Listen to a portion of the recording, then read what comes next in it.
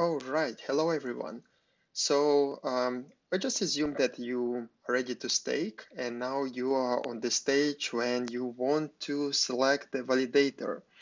And selecting a validator is very important step because it kind of depends whether you're gonna get a good profit, bad profit, or even lose some money if your validator is going to get slashed. So here are some of the tips how I selected validator, at least from my experience.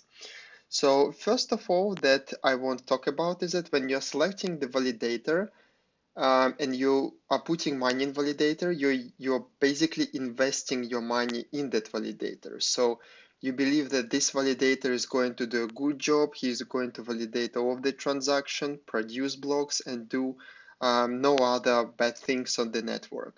And other people, other roles, like I think it's called fishermen, they're actually looking for issues with validators, and then there are those that are making these slashes. So that's why it's in your interest to get the best validators you can. And if you're making a best investments, of course, things are getting much worse.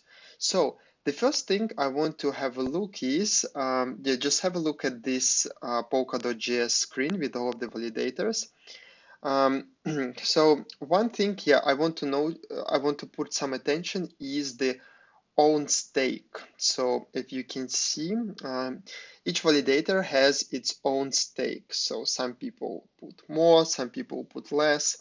And this is actually quite an important step. So what it does mean is basically how much the validator puts its own dot for a stake, which means that if something happens, this validator will actually get also slashed by this amount.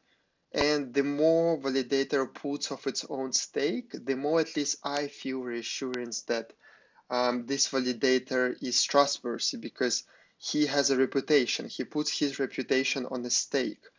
Oh yeah, he puts his reputation on a stake. Nice one. And yeah, as you can see, some people put just some validators that just put one dot, which means that if something happens, most of the dot that we'll lose would be lost by investors. As you can see, others stake millions of dots and their own stake is just one dot.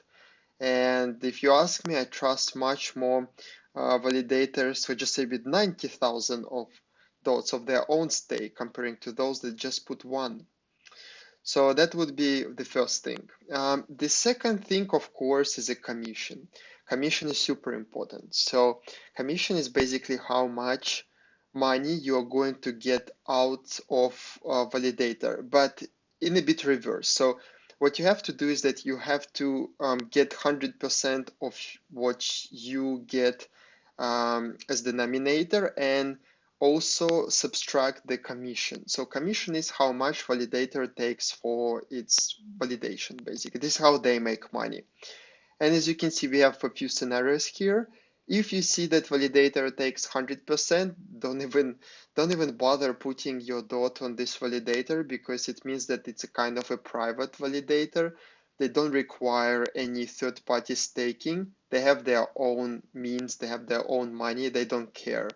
And in this situation, even if you decide to put money on the validator with the commission of 100%, well, you just won't get anything. So you will just kind of, your stake would be idled. And as you can see, some commissions are 10%, 5%, 0.80, of course, that's amazing. That's pretty good. But um, most of the time they're getting oversubscribed, yes, and like this one is definitely oversubscribed because everyone wants to get the least commission as possible. So yeah, basically the more money you want to get from your validator, the least commission you have to pick up. But again, it doesn't always happen when you can squeeze in because these validators with the lowest commission, they're getting pretty much always overstaked. So that was the second point. And the third point I would go with would be, it's pretty simple, but some people miss it, is the identity.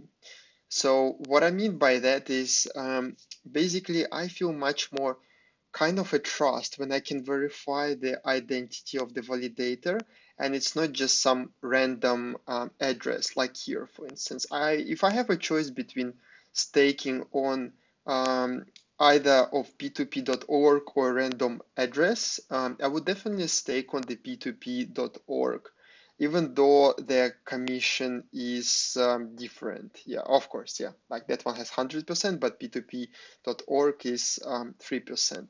So I would also look and research on the reputation of validators, because if they have an identity, and you can have a look, they have some social profiles.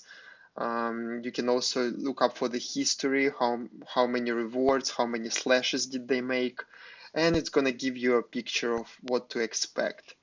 So yeah, basically these are the main features that I put in consideration for when to stake the dot. Again, if you have something else, please feel free to drop in the message. Basically, make your own due diligence. These are just some of the features that may help you to go through, but of course you can look up for something else. Like always check the history, check slashes, check past experience, check how long the validator is, so that you will not have any slashes in future. Let me know if you have something else. So yeah, thanks for watching, and yeah, see you next time.